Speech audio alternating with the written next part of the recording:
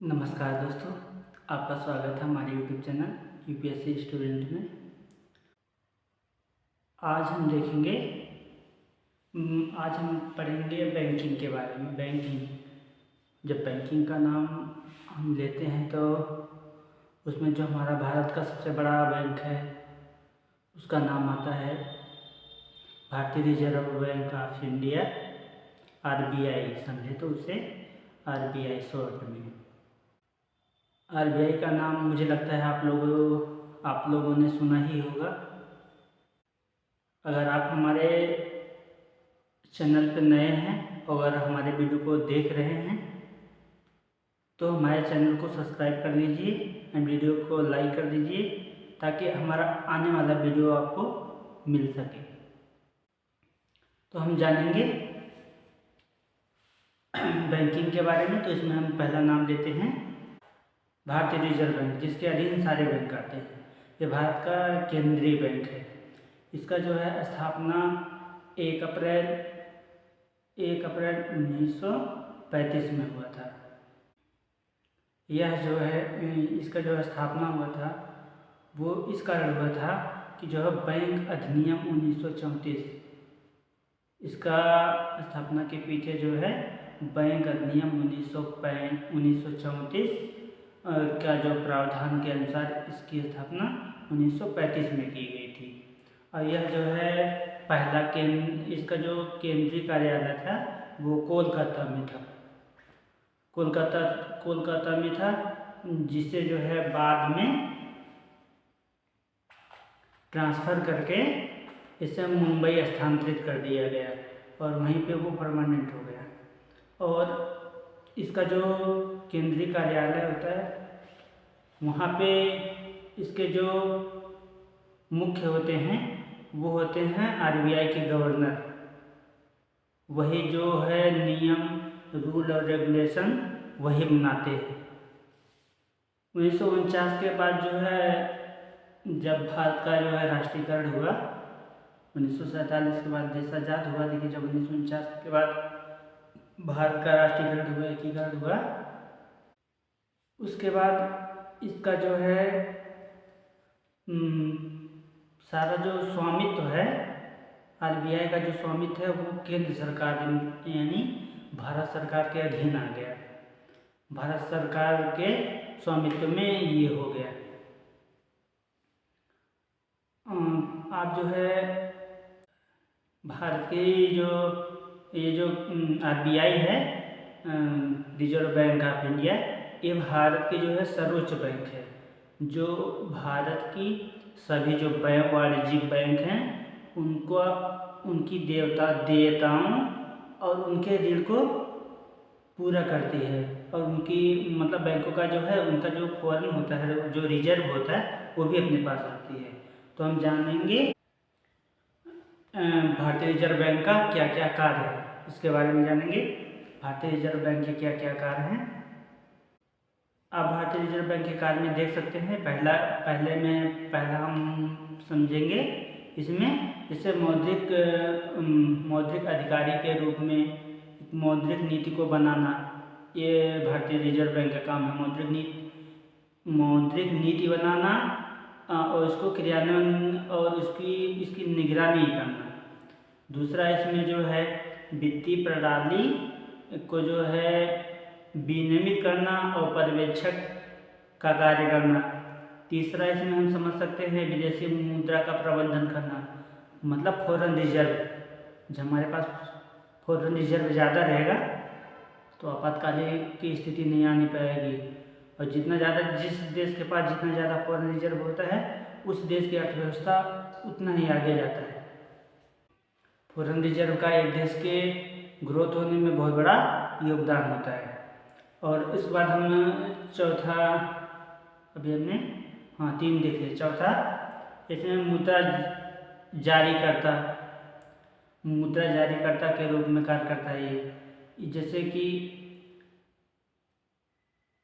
अभी देखो, जब मोदी जी 500 का और 1000 का नोट बंद किया था तो ये क्या बोला था आरबीआई ने कि यहाँ से लीगल टेंडर नहीं रहेंगे।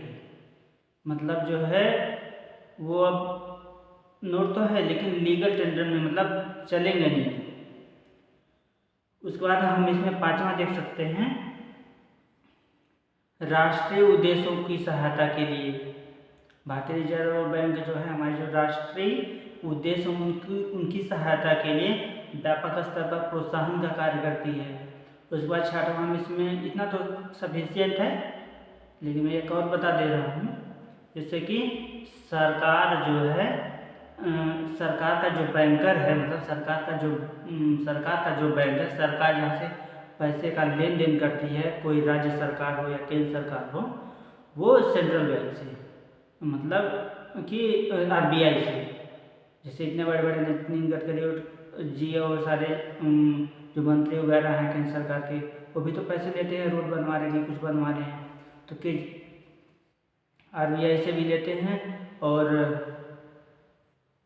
जो विदेशी बैंक हैं उनसे भी लेते हैं, लेकिन जो आरबीआई है वो मेन है भारत का ना।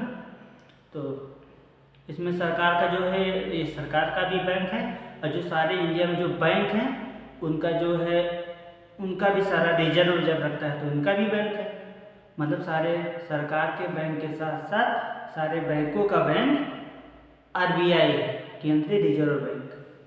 अब इसमें आगे हम देखेंगे बैंकिंग प्रणाली के बारे में। भारत रिजर्व बैंक और केंद्रीय भारत की जो बैंकिंग प्रणाली है, तो जो भारत की बैंकिंग प्रणाली में भारतीय रिजर्व बैंक जो है केंद्रीय बैंक की भूमिका निभाती है।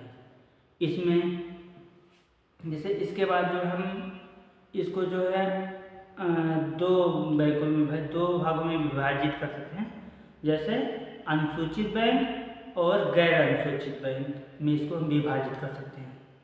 अब हम जानेंगे कि जो है गैर अनुसूचित बैंक और जो है अनुसूचित बैंक क्या होते हैं। गैर अनुसूचित, पहले हम देखेंगे अनुसूचित बैंक। अनुसूचित बैंक वो होते हैं जो भारतीय रिजर्व बैंक अधिनियम 1934 के दूसरी अनुसूची में शामिल होते हैं, दूसरे अनुसूची में सूचीबद्ध होते हैं, अनुसूचित बैंक की अर्हता प्राप्त करते हैं, उनको हम जो है अनुसूचित बैंक कहते हैं। इनकी जो अर्हता होती है, मतलब चुकता पूंजी होती है, जुटाई गई धनराशि होती है, वो कम से कम 5 मिलियन होनी चाहिए। और अनुसूचित बैंकों का जो है विभाजन वाणिज्यिक और सहकारी बैंक में किया गया है, जो इस प्रकार है। मैं आपको बताता हूँ उसको।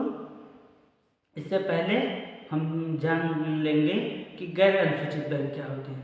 जो गैर अनुसूचित बैंक होते हैं वो जो है ऐसे बैंक होते हैं जैसे जिन बैंकों को आरबीआई एक्ट 1934 के अधिनियम के अंतर्गत मतलब द्वितीय अनुसूची में शामिल नहीं किया गया है। जिसे शामिल किया गया वो अनुसूचित बैंक में है, और जो गैर अनुसूचित बैंक में है जिनको उस अधिनियम में के अनुसार शामिल द्वितीय अनुसूची में शामिल नहीं किया गया है, उनको गैर अनुसूचित बैंक में कहते हैं। वर्तमान में ऐसे 3 बैंक हैं। और अनुसूचित बैंकों को जो है नगदी आरक्षी अनुपात मतलब CRR नियमों का जो है पालन करना पड़ता है, पालन करना होता है। आगे हम देखेंगे इसमें जो अनुसूचित बैंक के जो प्रकार हैं वो। अगर आपको कुछ समझ में नहीं आया हो तो आप कमेंट सेक्शन खुला है, आप उसमें पूछ सकते हैं और वीडियो को रिप्ले करके देख सकते हैं।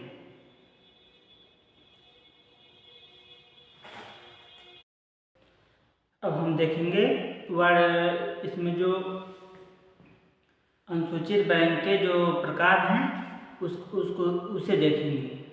उसमें आता है वाणिज्यिक बैंक। वाणिज्यिक बैंक में हम जानेंगे वाणिज्यिक बैंक किसे कहते हैं, वाणिज्यिक बैंक का जो है क्या काम है। तो वाणिज्यिक बैंक का काम है वाणिज्यिक जो संस्थाएं हैं उनको जो है जमा और ऋण उपलब्ध करवाना, उनको उसकी सुविधा प्रदान करवाना। जैसे ये माध्यम किस माध्यम से करवा सकते हैं, जैसे चेक के माध्यम से, ड्राफ्ट के माध्यम से और टर्म डिपॉजिट भी कर सकते हैं, स्वीकार कर सकते हैं।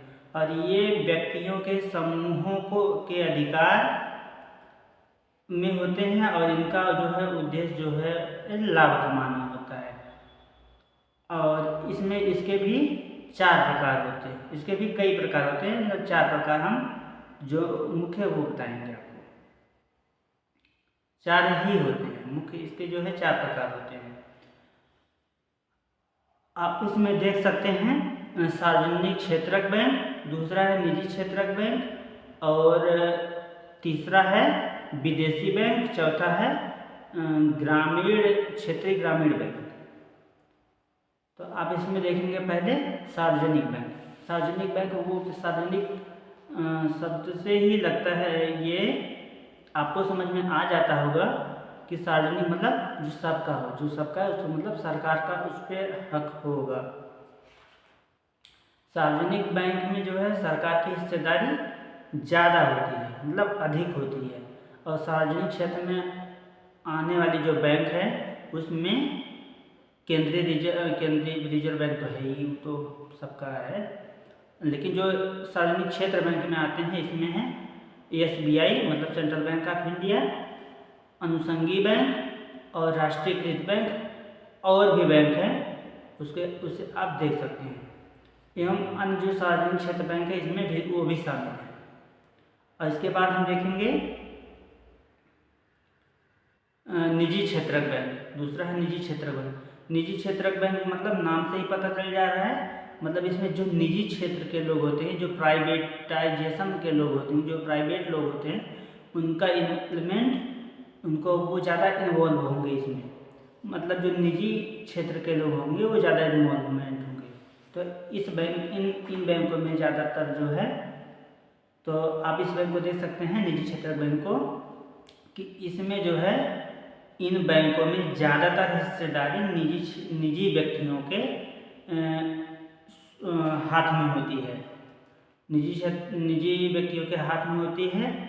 ये बैंक समिति जो है देयताओं और ऋण को जो है, ये जो इनकी देयताएं के साथ साथ इनकी जो है, इनको जो है एक कंपनी के रूप में, इनको जो है एक कंपनी के रूप में दर्जा प्राप्त है। जैसे कि इन्हें जो इनका जो स्थापना हुआ है या जो इनका जो नियुक्ति हुआ है वो एक कंपनी के नाम से रजिस्टर्ड हुआ है, पंजीकृत हुआ है।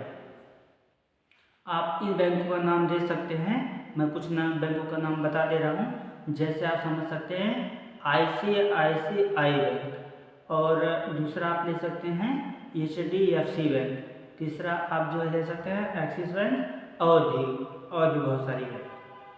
आप इसके बाद ये हम देखेंगे विदेशी बैंक। विदेशी बैंक में क्या होता है, विदेशी नाम पहले ही जुड़ा है, इसका मतलब विदेशों से इसका संबंध है।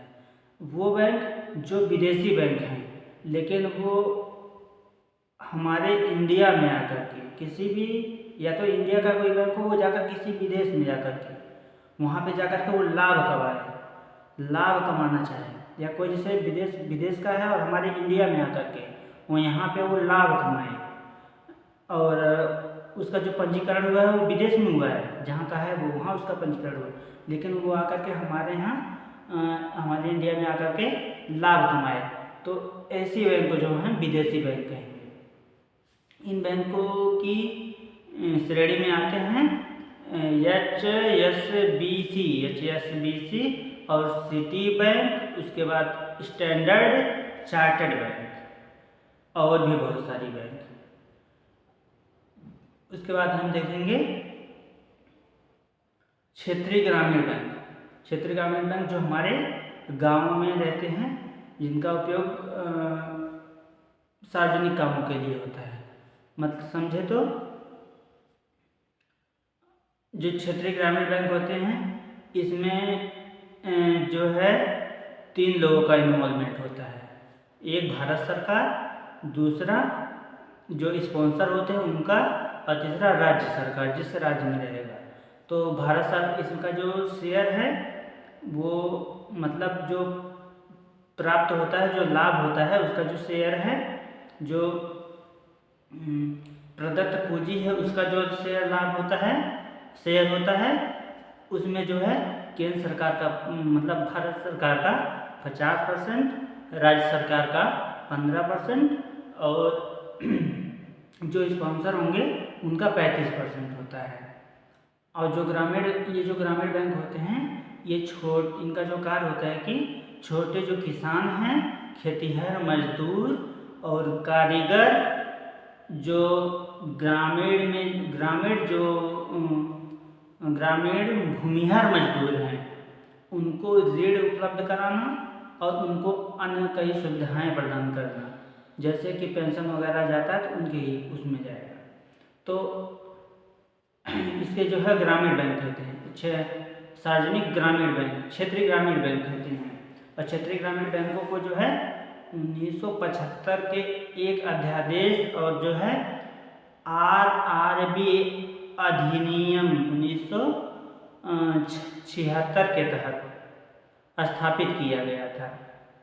हमारे चैनल को सब्सक्राइब कर लीजिए एंड वीडियो को लाइक कीजिए और जो है बाय।